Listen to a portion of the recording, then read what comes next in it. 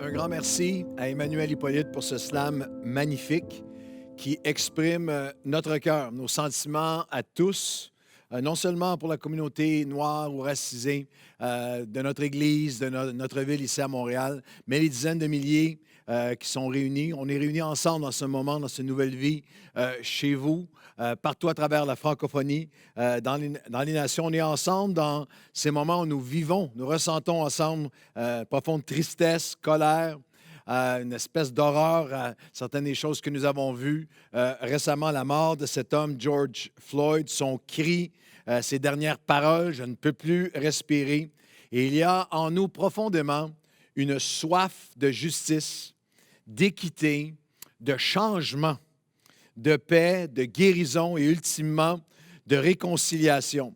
J'ai revêtu un complet sombre aujourd'hui par respect, par solidarité, pour m'identifier comme si tous ensemble nous étions allés aux obsèques. Ensemble, on a regardé, on a vu à la télévision les obsèques de cet homme, George Floyd. On a entendu sa famille s'exprimer. On a vu les résultats ce qu'en a résulté dans les jours et des derniers jours, dernières semaines, avec toutes les manifestations à travers le monde. J'ai revêtu le complet sombre par respect, par solidarité pour la famille de George Floyd, mais aussi pour celle d'Ahmaud Arbery, de Freddie Gray, de Michael Brown, de Trayvon Martin, de Breonna Taylor, ainsi que de plusieurs autres victimes, personnes qui ont perdu la vie dans des circonstances inacceptables aux mains des forces de l'ordre, non seulement aux États-Unis,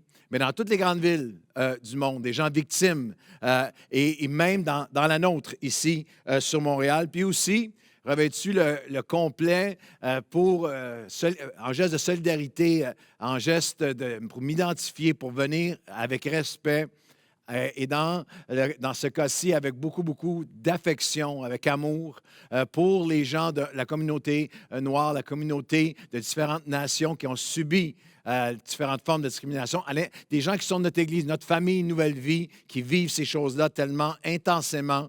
Le confinement me fait souffrir dans ces dernières semaines plus que jamais. Je voudrais être avec vous, je voudrais vous prendre dans mes bras comme on fait. Je voudrais prier avec vous, pleurer avec vous, vous écouter. Je voudrais vous encourager. Je voudrais vous parler à vous, m'asseoir avec vous et avec vos enfants dans ces moments terribles. J'ai reçu tellement de courriels de vous. On vous porte en ce moment.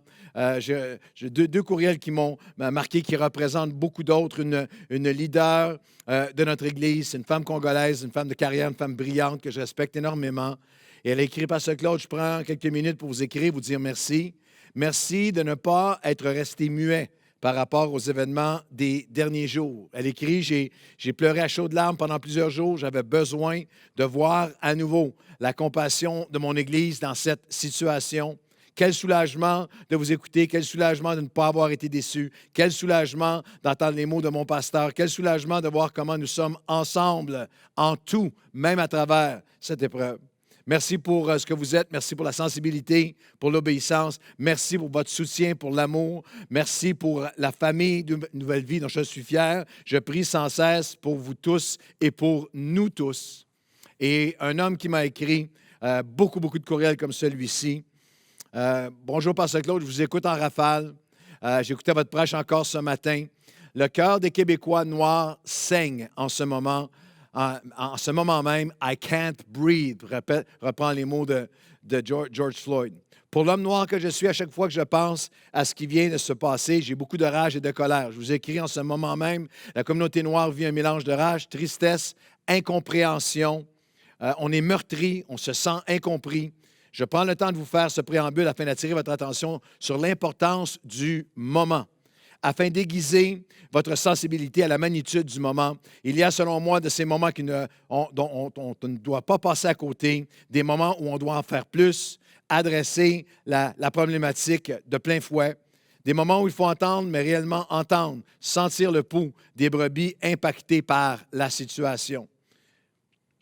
Oui, le chrétien que je suis cherche une direction, un sens, un leadership, une dimension chrétienne, une voix qui vient de la part de Dieu, de sa parole, à propos de cette crise.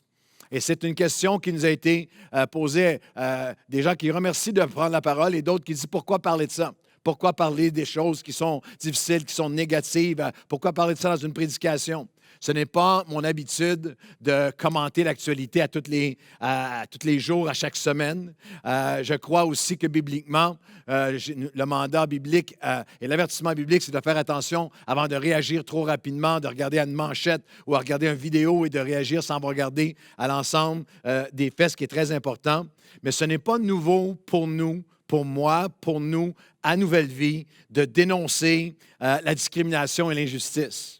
Ce n'est pas nouveau pour nous de combattre et de parler pour ceux qui n'ont pas de voix, parce que c'est l'appel biblique.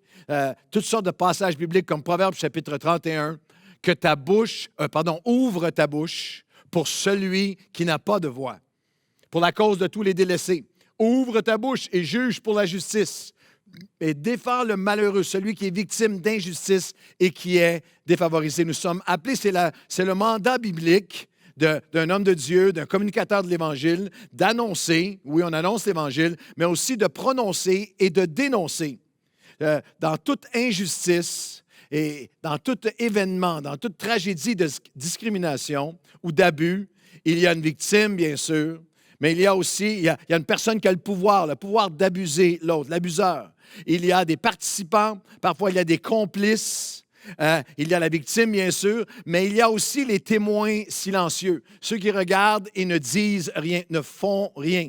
Notre perspective en est une qui est théocentrique, christocentrique et bibliocentrique, c'est-à-dire Dieu, Jésus et la Bible. Et cette perspective nous appelle à être la voix de tous ceux qui murmurent ou qui crient « Je ne peux plus respirer ».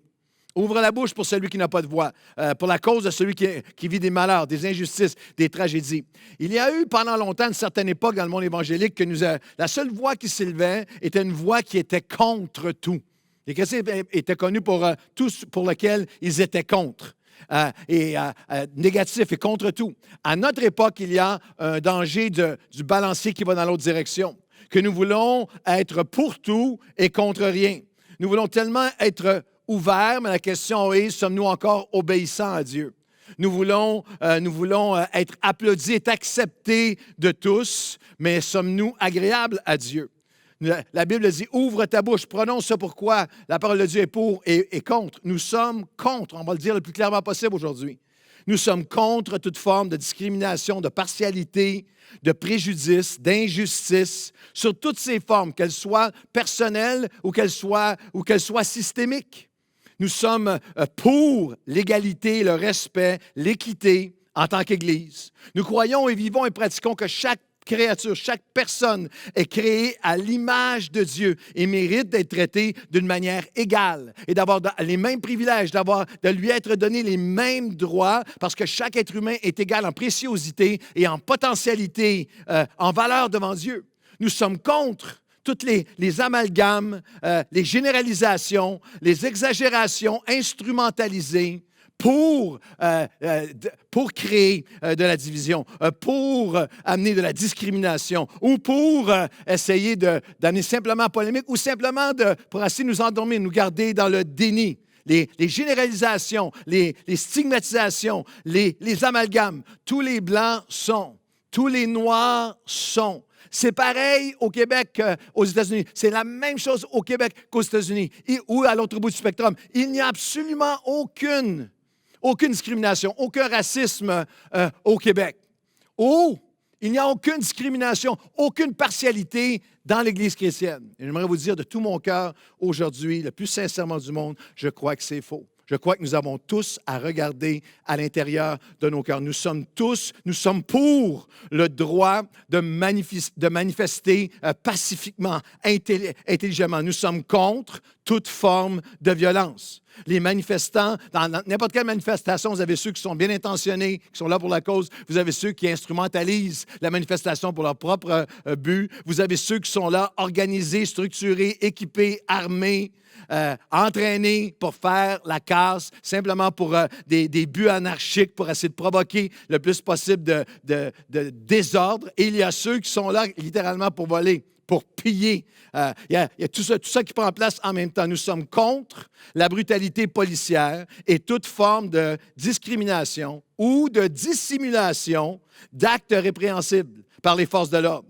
Mais nous sommes pour une société de droit et d'ordre et nous sommes pour la très grande majorité des policiers et policières qui font un travail excessivement difficile au quotidien, jour après jour, année après année, avec droiture, avec intelligence, avec empathie, avec patience et plusieurs d'entre eux avec un sens de vouloir faire le bien. Je reçois tellement de courriels en ce moment. J'ai parlé avec plusieurs policiers en ce moment, de Montréal, à différents endroits au Québec, et on a besoin de leur exprimer ça aujourd'hui. Nous sommes contre toute forme de discrimination, préjugés, favoritisme, partialité ou injustice dans l'Église, à l'intérieur de l'Église ou par l'Église. Nous sommes appelés à être une représentation du cœur de Dieu. Du cœur de Dieu sur la terre pour chaque personne. Et nous sommes appelés à être une représentation maintenant bien imparfaite, mais c'est notre poursuite, être une représentation dans le présent, sur cette terre, du ciel qui nous attend. Où toutes les nations, lorsque je regarde à Nouvelle Vie, en ce moment, cette salle qui est vide, mais cette salle dimanche après dimanche, vous de l'autre côté de l'écran, plus de 50 nationalités dans notre Église, une représentation du cœur de Dieu. Nous sommes pour une Église qui a le courage de parler face à la discrimination et à l'injustice, bien que profondément conscient et repentant qu'elle a trop souvent, à travers l'histoire, l'Église chrétienne a trop souvent été silencieuse ou en déni ou tragiquement repliée sur elle-même, cherchant de toutes les façons possibles à ne pas voir ce qui prenait place autour d'elle. Un de mes auteurs favoris, un des hommes que j'admire le plus au niveau de son témoignage, son écriture, est le théologien Dietrich Bonhoeffer. Et dans un de ses livres, il était pasteur dans les années où le nazisme a commencé, le racisme et le nazisme qui a mené à l'Holocauste. Et il était là, en Allemagne. Il le vivait en tant que pasteur évangélique. Et alors que tout avait commencé, alors que les gens avaient commencé à même être sortis de leur maison, arrachés, mis sur des trains pour être emmenés vers les camps de concentration, Bonhoeffer, dans un de ses écrits, raconte l'anecdote suivante. Il était dans une rencontre avec des pasteurs alors que tout ça avait commencé. Et un de ses amis pasteurs lui dit, j'ai vécu quelque chose de tellement terrible dimanche dernier, c'était vraiment un moment embarrassant.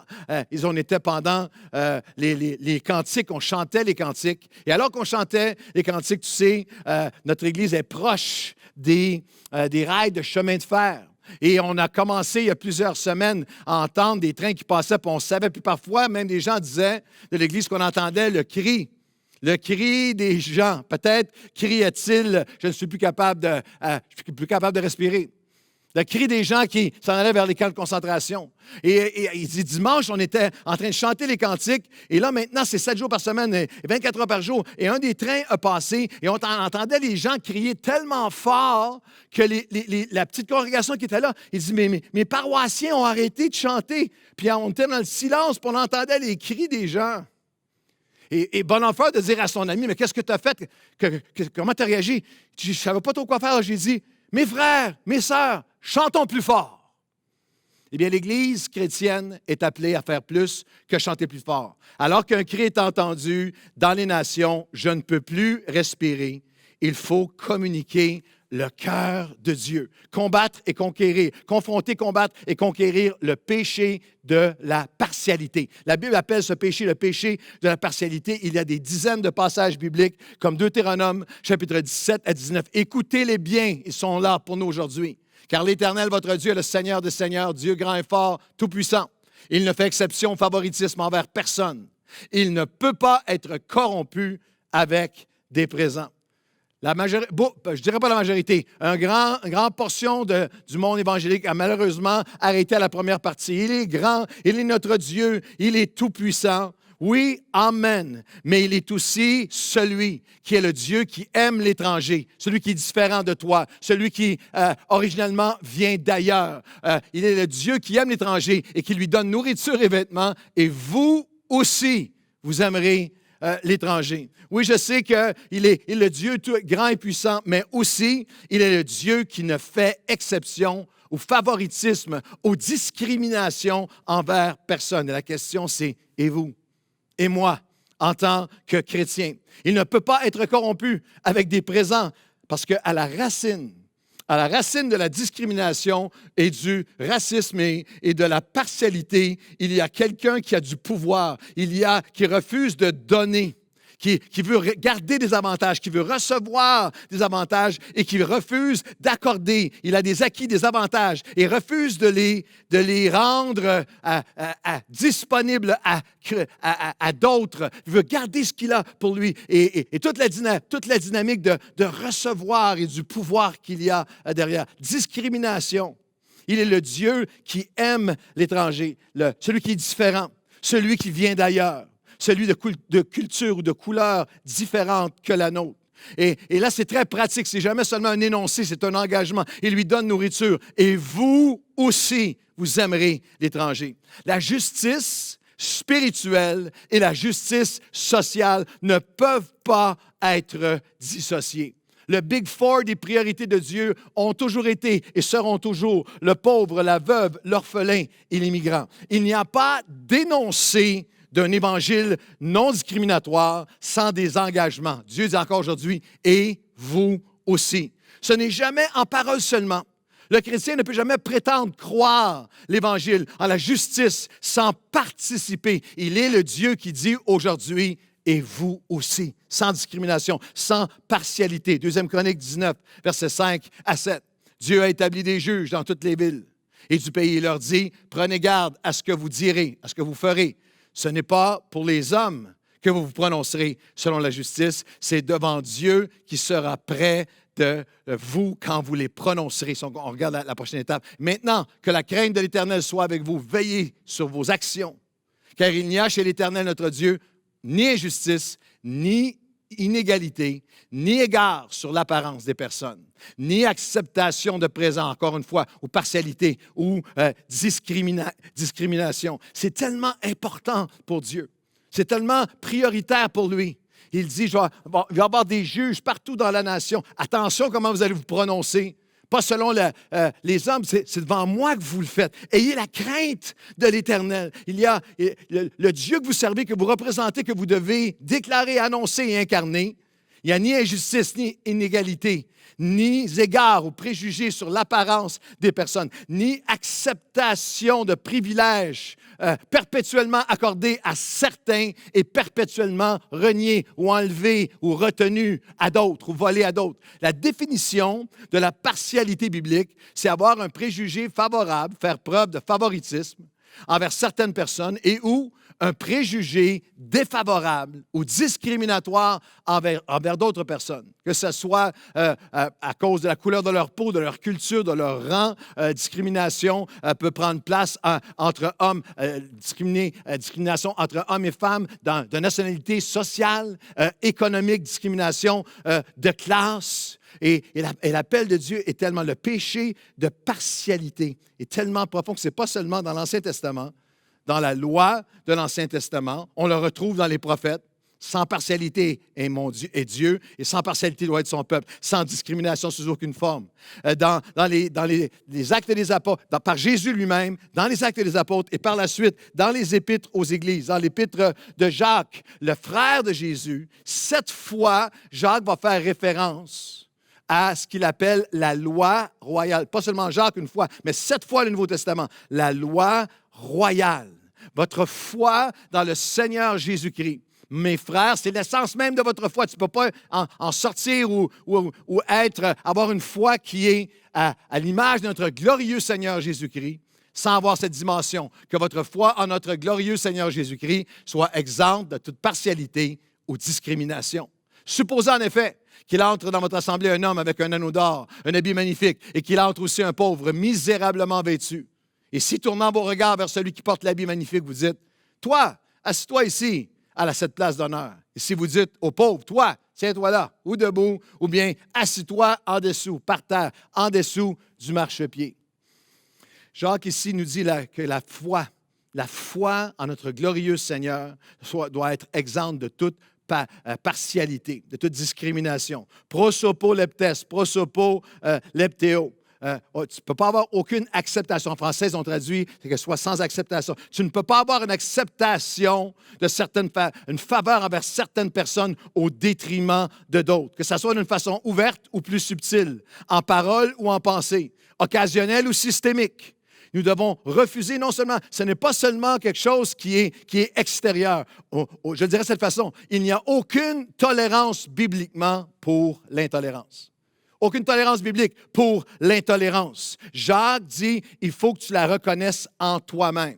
La discrimination, ce n'est pas seulement George Floyd. Ce n'est pas seulement les genoux de l'officier de police sur sa nuque. Ce n'est pas seulement cette mort tragique. C'est bien au-delà du KKK et de l'apartheid ou de l'Holocauste. C'est en nous. Ne faites-vous pas vous-même une distinction. Ne jugez-vous pas sous l'inspiration de pensées mauvaises. Ça commence avec moi. Ça commence avec mon cœur et avec le tien. Il faut reconnaître, refuser. Il faut le reconnaître en nous-mêmes. Et Jacques donne cet exemple hallucinant. Il donne cet exemple il y a 2000 ans, hallucinant, d'un homme que tu pouvais voir par la façon dont il était vêtu. Et peut-être que dans notre contexte moderne, peut-être que dès le stationnement, lorsqu'il est arrivé à l'église, c'était une église un petit peu plus grande, un petit peu de sécurité. Et lorsqu'il est arrivé dans le stationnement, il y a quelqu'un dans le stationnement sur le walkie-talkie qui a dit à quelqu'un à l'intérieur, « Ah, wow, il y a quelqu'un qui vient d'arriver. Il y a une Maserati. Il y a la plus grosse Mercedes que j'ai jamais vue. » Et lorsqu'il est arrivé, c'est Armani de la tête aux pieds. Et il sent le pouvoir. Il sent qu'il émane l'impact qu'il a, le pouvoir qu'il a, l'autorité qu'il a, le compte en banque qu'il a. Et oui, toi, voici la place. Et en même temps, il rentre quelqu'un qui arrive de la rue. Et toi, va t'asseoir dans le coin de l'autre côté. 2 hommes entrent dans votre église. Et est-ce que ce n'est pas vous-même, de votre propre cœur, que vous allez faire distinction? Vous allez juger sur les apparences. Vous allez les traiter différemment. C'est hallucinant que Jacques donne cet exemple. Lorsque nous lisons l'autobiographie de Gandhi, cet apôtre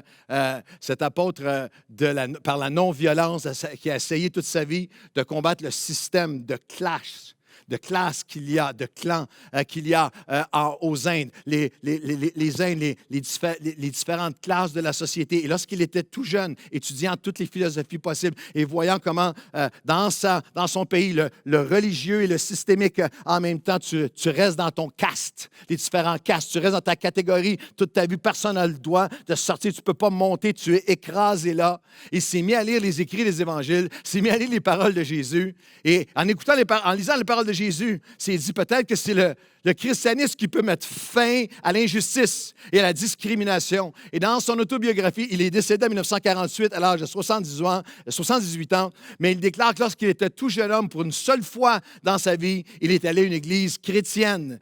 Et lorsqu'il est arrivé à la porte de l'église, le placeur qui était là, comme dans l'épître de Jacques, au 2e chapitre, le placeur ne l'a même pas laissé entrer, lui a dit, des personnes comme toi, il faut que tu ailles dans une église pour des gens comme toi. Il n'y a pas ta place ici. Et il écrit dans sa biographie, c'était le premier, le seul et le dernier jour que j'ai regardé à la possibilité que l'Église chrétienne puisse avoir une voix pour nous aujourd'hui. L'apôtre Jacques rappelle ce qu'il appelle la loi royale. Il continue, après son exemple des 2 qui entrent à l'Église, si vous accomplissez la loi royale, selon l'Écriture, la voilà, tu aimeras ton prochain comme toi-même. Et alors vous ferez le bien. Mais si vous faites preuve de favoritisme ou de discrimination, vous commettez un péché. Les mots sont forts. Vous êtes condamnés par la loi comme des transgresseurs. Nous ne sommes pas appelés à seulement accepter la loi royale, nous sommes appelés à l'accomplir.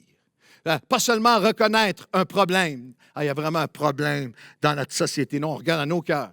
Pas seulement reconnaître un problème, mais nous repentir d'un péché et revenir à la passion, revenir à la poursuite, à la passion, à la priorité de Dieu. Il l'appelle non seulement la loi royale, mais ici, Jacques, comme plusieurs des auteurs des Épîtres, fait référence à ce que Jésus appelait le plus grand de tous les commandements.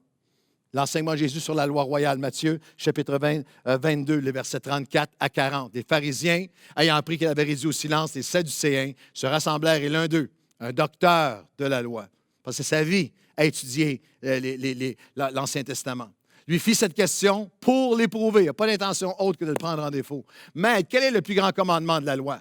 Jésus lui répondit, tu aimeras le Seigneur ton Dieu, ça c'est la loi royale, de tout ton cœur, toute ton âme et toute ta pensée. C'est le premier et le plus grand commandement.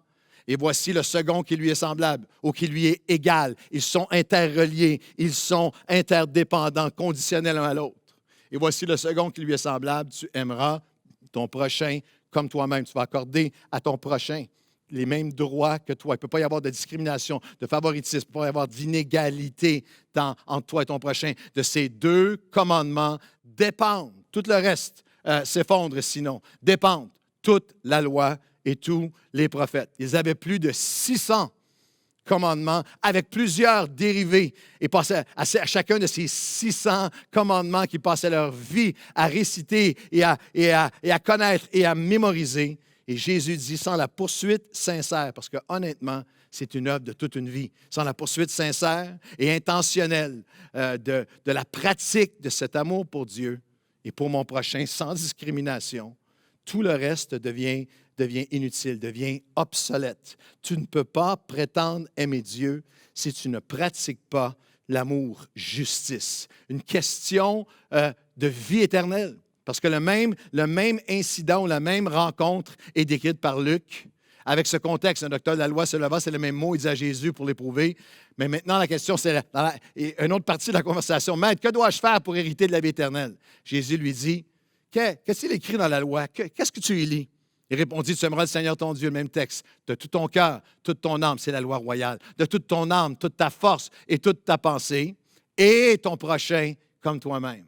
Tu as bien répondu, lui dit Jésus, fais cela et tu vivras. Mais lui, les pharisiens voulaient l'éprouver et cet homme-là en particulier voulait se justifier. Voulait se justifier. Il dit à Jésus, d'accord, mais qui est mon prochain?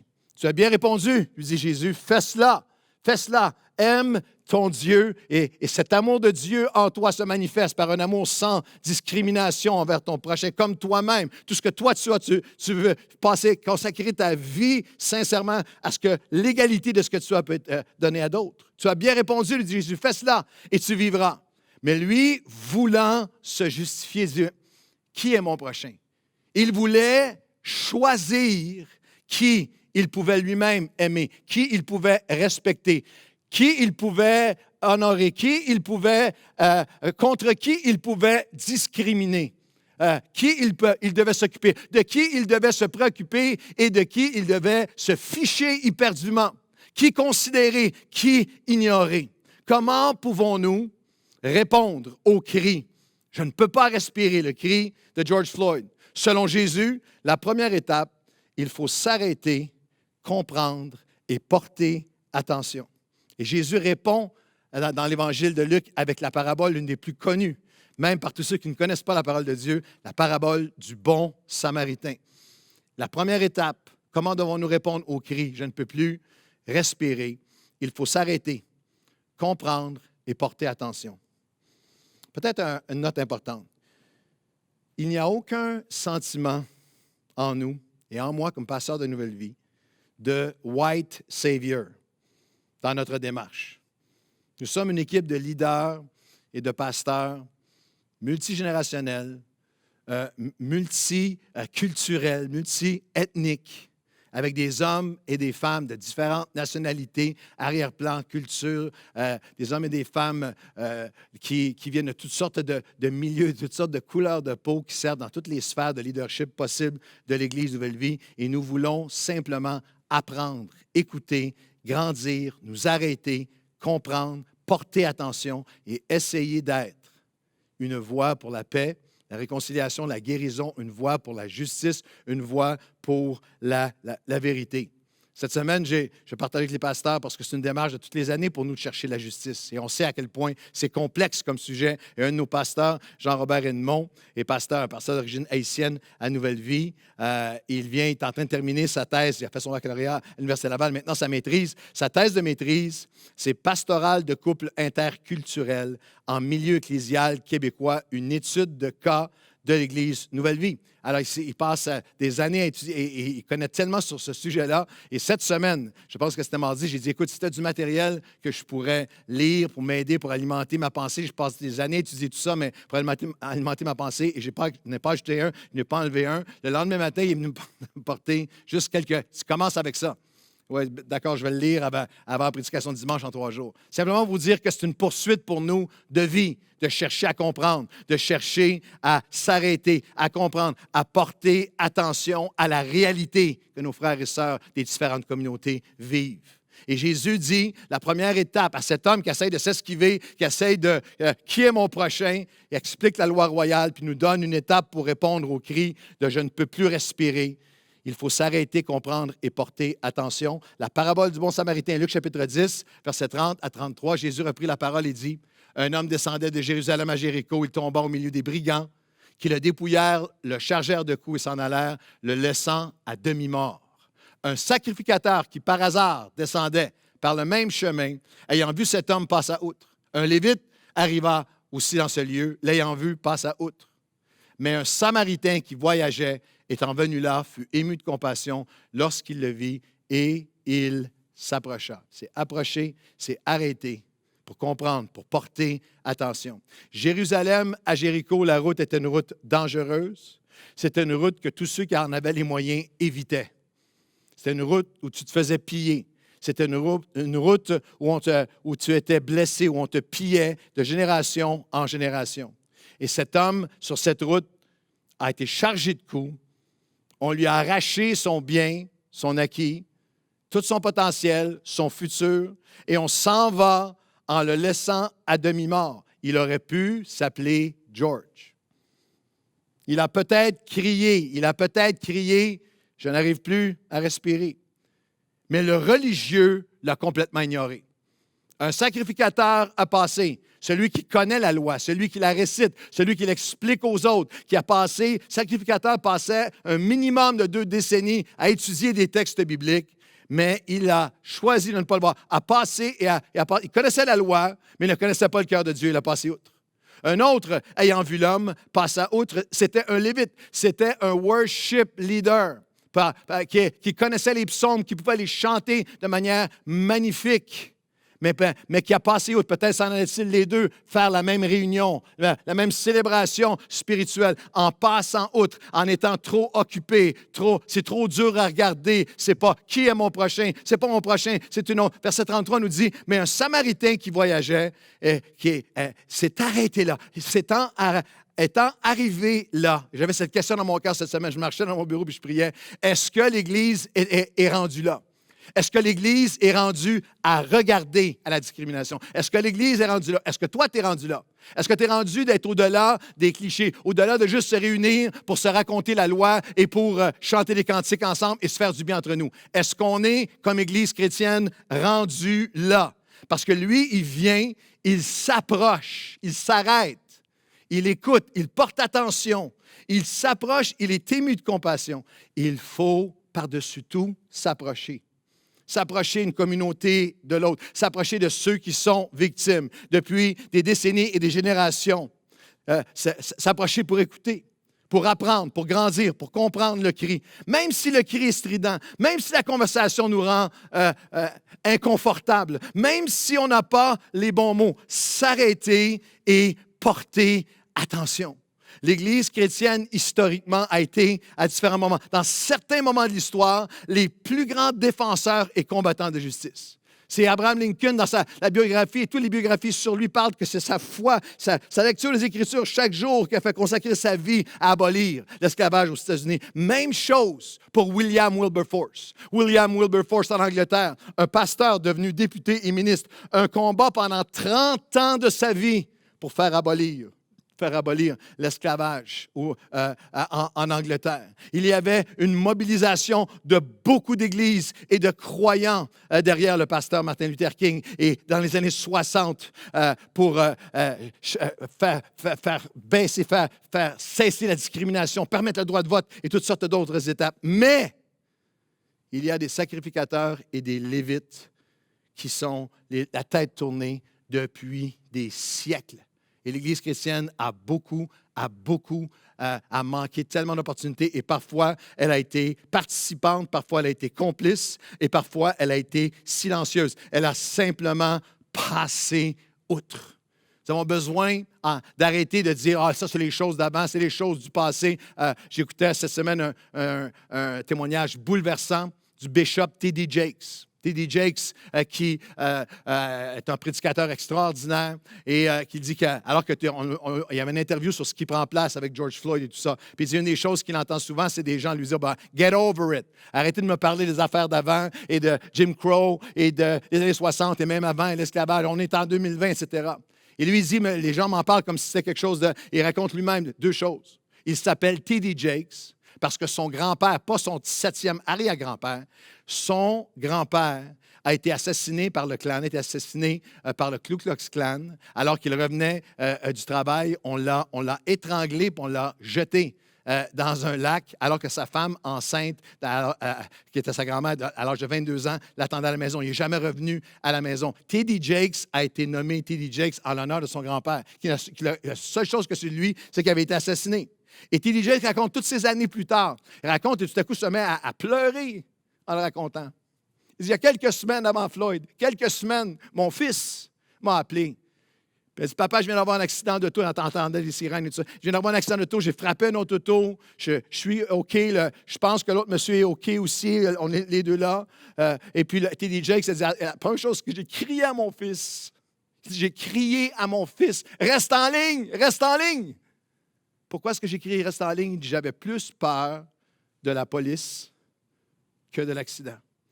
Et lorsque j'ai entendu le policier qui est arrivé et qui a parlé à mon fils de manière humaine, de manière normale, il dit, mon cœur s'est calmé un peu. Et T.D. Jakes va apporter la parole à des associations de policiers. Tout ça, il n'est pas anti-police. Il parle d'une réalité. Nous avons besoin, nous qui n'avons pas connu ces réalités, de comprendre. Puis vous dites, ça, on est au Québec. Puis au Québec, si vous écoutez, si vous portez attention à des gens autour de vous, il y a toutes sortes de formes, toutes sortes d'actions, toutes sortes d'actes de discrimination. Vous allez vous faire raconter fois après fois des situations d'appartements qui ont été refusés, d'emplois alors qu'on était hyper qualifiés, qui ont été refusés, de propos. Je parlais avec un policier noir qui m'expliquait comment il le reçoit de tous les côtés. Discrimination, abus verbal récemment, de toutes les manières possibles, par des gens à qui il s'adresse qui sont blancs, par des Noirs envers lui, par toutes sortes et toutes ces réalités. La première étape, c'est de s'arrêter, comprendre, avoir compassion, porter attention, écouter. Parce que j'ai un ami qui a adopté, elle a 10 ans maintenant.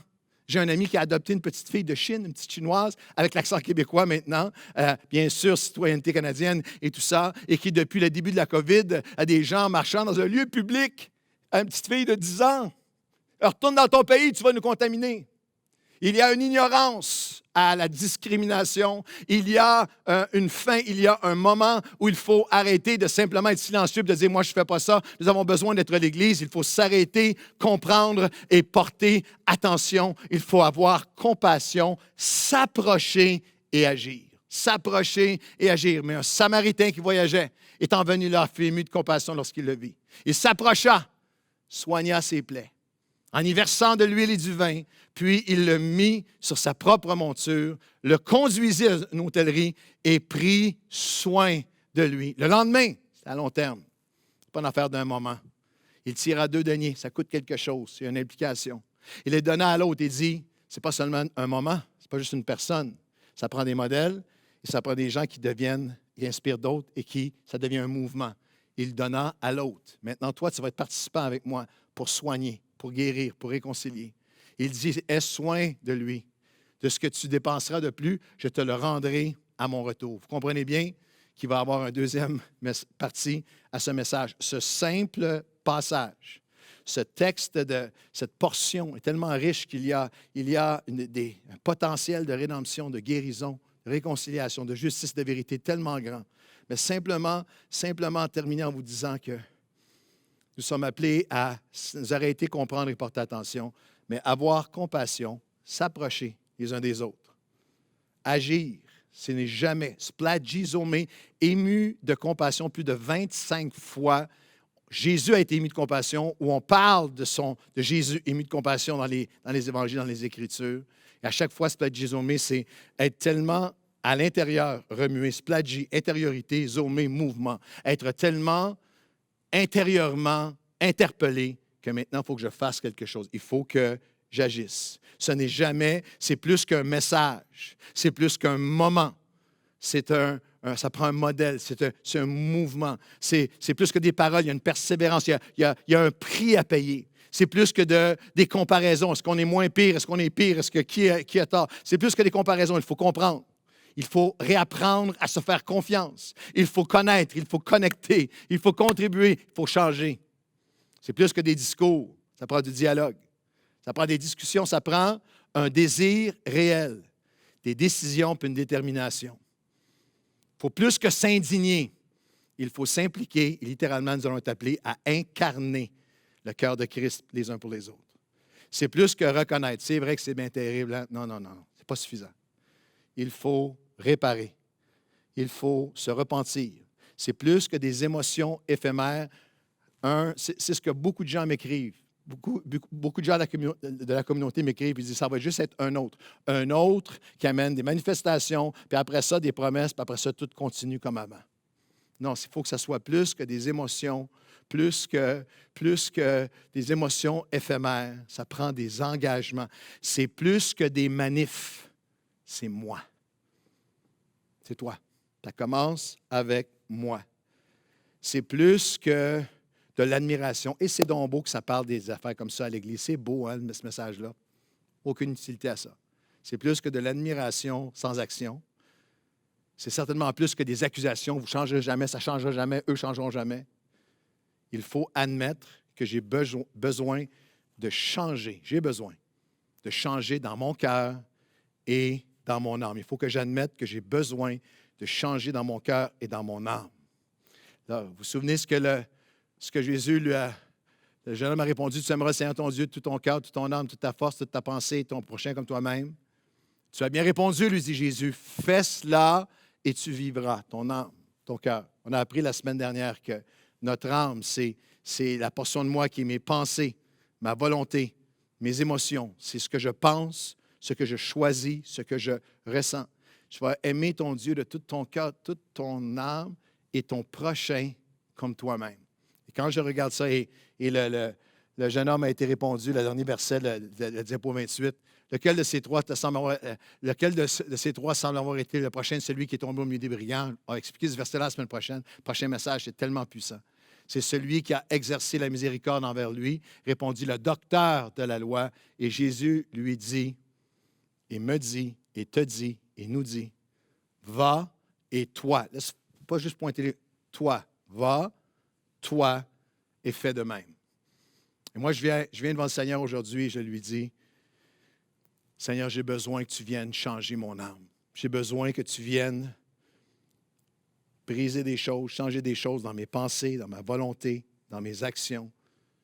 Je ne veux pas tourner ma tête. Je ne veux pas avoir quelques racines ou balbutiements ou traces en moi de discrimination. Je ne veux pas être passif. Je ne veux pas être un spectateur, un complice silencieux. Je suis obsédé non seulement par l'acte du policier avec son pied sur le cou, mais la question que vous vous êtes posée, vous aussi, si j'avais été là, les gens qui étaient là, est-ce qu'on va encore longtemps juste filmer et regarder? Ou est-ce qu'on est, le jour est arrivé, comme ce Samaritain, de dire, non, moi je m'arrête, je veux comprendre, je veux porter attention, je veux avoir compassion, je veux m'approcher, je veux agir et je veux dire à tous que cette parabole, c'est aussi que c'est Jésus qui est le bon Samaritain. C'est lui qui est venu vers nous. C'est lui qui nous a ramassés sur la route entre Jérusalem et Jéricho, sur le chemin où il y avait quelque chose en nous qui était à demi-mort, où ma compassion, où mon amour, où ma volonté, où ma vie est en ruine. Et lui vient, et c'est lui qui a payé le prix. C'est lui qui verse son esprit, l'eau et le vin dans nos plaies. C'est lui qui nous restaure pour nous rendre capables de restaurer d'autres. Et une des choses qui est hallucinante, que je vais expliquer en profondeur dans le prochain message, c'est que Jésus raconte cette histoire à un Juif et c'est celui qui était victime de discrimination. Les Samaritains sont des victimes de discrimination. Je ne veux pas être violent, mais tous les historiens nous disent que les Juifs les appelaient des chiens. Cet homme, ce Samaritain, dans l'image que Jésus donne, c'est qu'il y a des personnes qui ont été blessées eux-mêmes, victimes eux-mêmes, qui ont été victimes d'injustice et de discrimination, qui tendent une main vers la réconciliation, qui tendent une main vers la guérison, qui tendent une main pour devenir un instrument de guérison pour d'autres. Je vais terminer aujourd'hui avec un post que l'artiste, chanteur, comédien, compositeur et toutes les qualités possibles, tous les talents possibles, Grégory Charles, cet homme de multitalent. Grégory Charles a écrit un post sur Facebook qui m'a bouleversé aujourd'hui même, ou peut-être il y a une journée. Le titre, c'est « C'est comme ça que nous aimons et que nous gagnons, mon fils ». Il cite son père, ce qui lui a dit « C'est comme ça que nous aimons et que nous allons gagner, mon fils ». Et j'aimerais que vous puissiez juste écouter pendant quelques instants parce qu'il y a quelque chose de magnifique dans ce Samaritain qui était lui-même victime de discrimination, mais qui devient un instrument pour soigner l'autre et amener la paix à l'autre. Grégory Charles écrit suite aux événements que nous vivons tous, « J'entends mon père. » Et c'est important. La mort brutale, injuste et inutile de George Floyd, nous dit Grégory Charles, a révélé un vent de colère, une tempête qui souffle sur l'Amérique et sur le monde depuis plus d'une semaine. Comment ne pas être saisi par les images captées par une jeune fille de 17 ans qui passait par là et qui, téléphone à la main, et au risque de sa propre vie, a immortalisé une scène horrible de haine et d'indifférence. Un policier qui tue lentement, sans raison et surtout sans crainte, un homme noir déjà soumis. Il reste insensible à sa douleur, à sa misère, à ses appels à l'aide, au fait qu'on implore sa miséricorde. Le policier n'écoute pas ceux qui s'inquiètent pour celui qu'il domine et qui l'afflige. La devise du service de police de sa ville, de Minneapolis, est pourtant bien de protéger avec courage et de servir avec compassion. Mais le policier a totalement failli à sa tâche, ni courage, ni compassion. Comme des millions de personnes sur ce continent et dans le monde, j'ai pleuré en voyant ces images. J'ai pleuré et j'ai été rempli de colère et d'incompréhension. Je me suis senti dégoûté, impuissant, découragé. Étant le papa, Grégory dit, étant le papa d'une petite fille, Caramel, je suis aussi inquiet. J'ai peur pour ma fille parce qu'elle a vu ces images qu'elle ne pourra jamais oublier. Et parce que je ne sais pas où vont mener les événements du moment. Mais j'entends aussi en moi, depuis une semaine, la voix de mon père qui me disait, ton grand-père est né sur une plantation. Il n'avait ni droit à la propriété, ni droit à l'éducation, mais il s'est élevé quand même. Il est devenu policier. Tout le monde l'aimait et il aimait tout le monde. Il faut répondre à la violence par plus de courage et plus de compassion, ce que son père lui disait. C'est ce que la voix de mon père, c'est ce que la voix de mon père me répète depuis quelques jours. Mon père a marché avec Martin Luther King. Il était à Washington en 1963. Il était des 250 000 personnes venues réclamer l'égalité des chances. Il a entendu la chanteuse Mahalia Jackson supplier Martin Luther King, c'est un événement historique, d'interrompre sa spectaculaire envol oratoire sur les promesses non tenues de l'Amérique pour partager plutôt avec l'Assemblée hétéroclite, réunie devant lui, son rêve. Mahalia Jackson qui disait « Tell them about the dream, Martin. Tell them about the dream. I have a dream. » Je l'entends me raconter ce moment historique, j'entends sa voix dans ma tête, dans mon cœur. Je l'entends me dire que la seule façon d'être heureux, c'est d'être libre. Et la seule façon d'être libre, c'est d'être capable d'aimer quelqu'un ou quelque chose plus que soi-même. Les États-Unis sont affligés par une maladie qu'ils ont contractée dans leur enfance, le racisme. Ils ont fait des progrès depuis 400 ans, mais il ne semble pas y avoir de vaccin pour cette maladie. Ils avancent puis ils régressent. Ils font des rechutes. Leur économie, leur système politique, leur filet social sont empreints d'inégalité et d'injustice raciale. Cette maladie les empêche de réaliser l'objectif fondamental de leur République, former une plus parfaite union et permettre à leurs citoyens et à tous leurs citoyens de trouver le bonheur. Il ne faut pas penser cependant qu'ils sont les seuls malades. Le racisme et la discrimination ne discriminent pas. Aucun confinement n'en est exempt. Nous n'en sommes pas exempts. Il y a du racisme ici. Il y en a aujourd'hui. La question est de savoir ce qu'on fait aujourd'hui, maintenant. Au début des années 70, il raconte une anecdote de sa famille. Mes parents ont tenté de louer un appartement dans le quartier Huntsic. En voyant mon père, le propriétaire, un colosse un peu obtus, a dit à ma mère qu'il n'était pas question qu'il loue à un noir. Ma mère, blanche du haut de ses 4 pieds et 11 pouces, lui a dit sa façon de penser, une photo qui était sur sa page Facebook de son papa et sa maman. Mon père l'a pris par la main et a remercié le propriétaire pour son temps et nous sommes partis. Une quinzaine d'années plus tard, cet homme s'est fracturé une jambe et a été transporté à l'hôpital général juif de Montréal. L'ayant reconnu, mon père qui travaillait là en orthopédie, a choisi de s'occuper de lui. Il s'agissait d'une fracture compliquée et pénible. J'étais adolescent, je travaillais avec mon père dans ce même établissement à l'époque. J'avoue que je ne comprenais pas bien pourquoi mon père voulait l'aider, mais surtout servir un homme qui avait été si cruel envers nous. J'entends sa réponse depuis quelques jours dans ma tête. Il souffre et il a besoin de réconfort. Je vais faire pour lui ce qui doit être fait. Je vais faire le mieux que je peux. Et je l'entends ajouter parce que c'est comme ça qu'on aime, c'est comme ça qu'on gagne, mon fils. Cet homme a passé 6 jours à l'hôpital. Il a reconnu ma mère, qui ne l'aimait toujours pas et qui lui a dit à nouveau sa façon de penser. Mais je n'oublierai, manquez pas ceci, mais je n'oublierai jamais les quelques mots qu'il a dit à mon père quand il est parti. Merci, Lennox, de m'avoir guéri. Et je ne parle pas de ma jambe. Et à moi, il ajouta, ton père est tout un bonhomme. Tu as des grosses bottines à chausser. Le sort a voulu que le nom du meurtrier du policier de Minneapolis soit Chauvin. Pris comme un adjectif, son nom signifie une propension, une tendance à faire preuve d'un amour exagéré, excessif pour sa propre personne, son propre groupe, son propre pays. Si mon père était vivant, il me dirait que cet homme cruel a besoin d'amour et de compassion, qu'il en a sans doute manqué. Il me dirait qu'il y a une âme à sauver en lui. Mais il me dirait que ce n'est pas lui le problème, ce sont les autres officiers aussi qui sont restés là sans rien faire, qui ont menti à leurs supérieurs à propos de ce qui était vraiment arrivé. Ils auraient pu intervenir, ils auraient pu, mais ils n'ont rien fait. Pas de compassion et encore moins de courage.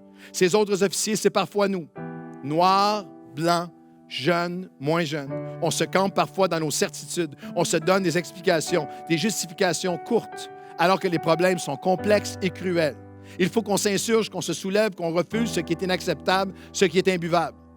Mais on ne peut pas répondre à la cruauté par la cruauté. On ne peut pas répondre à la violence par la violence. On ne peut pas répondre à de l'indifférence par de l'indifférence. Il faut répondre à la colère avec de l'écoute. Il faut répondre à l'indifférence par la compassion. Il faut répondre à la haine par d'irrésistibles gestes d'amour. Et il faut encore et toujours rêver d'un monde où nous sommes tous et toutes, blancs ou noirs, ou jeunes ou vieux, hommes ou femmes, croyants ou non, influents ou non, libres parce que capables d'aimer les autres plus qu'on s'aime soi-même. C'est ça que j'entends mon père me dire depuis quelques jours dans ma tête, dans mon cœur, parce que c'est comme ça que nous aimons mon fils. Et c'est comme ça que nous allons gagner. Et moi, Seigneur, je viens devant toi et je te prie pour tous ceux qui ont été victimes de discrimination, qui se sont retrouvés, Seigneur, dans des situations d'injustice, de discrimination, qu'elle soit personnelle, qu'elle soit physique, qu'elle soit avec des paroles, qu'elle soit systémique, qu'elle soit à eux, à leurs parents, à leurs enfants, à quelqu'un près d'eux. Je te prie, Seigneur, que tu es le seul qui peut venir panser les plaies de nos cœurs. Je te prie, toi, Seigneur, de venir soulager, de venir consoler, de venir apaiser, de venir littéralement guérir surnaturellement les cœurs. Je te prie, Seigneur, avec repentance pour moi-même, avec repentance pour nous, l'Église qui porte ton nom. Aide-nous, Seigneur, à nous approcher, à arrêter de juste mettre des barrières, à baisser, à ouvrir nos bras, à écouter, à ne pas prendre à la légère ton appel, à représenter qui tu es, tel que tu es véritablement le Dieu grand et puissant, oui, mais le Dieu dans lequel il n'y a aucun compromis, qu'il n'y a aucune discrimination, aucun favoritisme. Seigneur mon Dieu, remplis-nous de ton esprit. Saint-Esprit, viens nous remplir à nouveau. Nous venons à genoux avec repentance. Nous te demandons pardon. Nous te demandons, Seigneur, de nous aider à être ta voix, ton cœur, tes mains. Surtout à ne pas être d'une compassion sans action. Apprends-nous comment faire. Apprends-nous ce qui doit changer en nous. Apprends-nous comment bâtir, comment réparer. Pour prendre les paroles de Grégory, comment, Seigneur, inspire-nous des actes d'amour. Des actes d'amour qui sont au-delà de nos capacités en nous-mêmes. Aide-nous, ton Église, à être le peuple, une personne à la fois. Nous entendons ta voix qui dit « vous aussi ». Nous entendons ta voix qui dit « toi, maintenant, aujourd'hui, va et fais de même ». Et aujourd'hui, Seigneur, nous prions pour nous prions pour notre ville, nous prions pour les nations, nous prions pour la paix. Nous prions, Seigneur, pour la réconciliation. Nous prions pour la guérison. Et nous prions pour la force, la grâce de se faire confiance, d'ouvrir nos cœurs les uns aux autres. La grâce et le courage de ne pas laisser, Seigneur, ce cri, le cri de cet homme, le cri de, Seigneur, de George Floyd être oublié et qu'on passe à autre chose bientôt. Non, que ce soit un moment catalyseur, que ce soit un moment, Seigneur, où nous marchons dans tes traces et nous devenons ton peuple, tes bras et ton amour. Dans le nom de Jésus, nous ne ferons pas simplement prier, mais sur la route entre Jérusalem et Jéricho, nous allons nous arrêter. Permets-nous par ton esprit d'être émus de compassion à nouveau. Ou pour une première fois, viens purifier nos cœurs. Et permets-nous, Seigneur, que nous soyons sensibles à ta présence et que nous soyons sensibles à ta passion et sensibles à voir les hommes et les femmes tels que tu les vois, dans le nom de Jésus. Et tout le monde dit Amen et Amen. Alors que l'équipe d'adoration, prenez ce moment pour prier, Saint-Esprit. Saint-Esprit, viens remplir nos cœurs. Sachez qu'il y a quelqu'un qui est là sur le live, nouvellevie.com, pour parler avec vous, prier avec vous, pour vous écouter. Vous avez souffert, vous avez besoin de vous confier à quelqu'un. Nous sommes là avec vous et pour vous, et que le Seigneur nous aide et nous fortifie à être son peuple aujourd'hui, son cœur aujourd'hui. Que le Seigneur vous bénisse.